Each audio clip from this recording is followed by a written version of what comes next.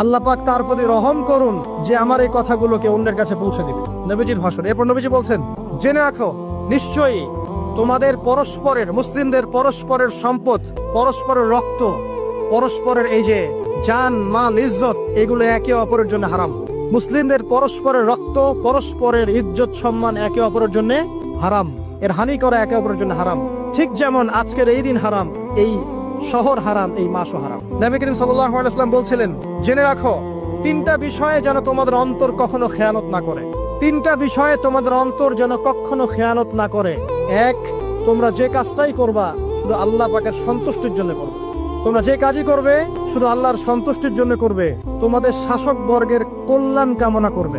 তোমাদের শাসক বর্গের কল্যাণ কামনা করবে।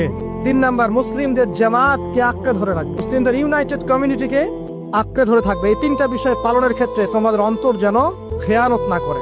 এদিন সূর্য ঢলে যাওয়ার পরে নবী সাল্লাল্লাহু আলাইহি ওয়াসাল্লাম আরো বললেন,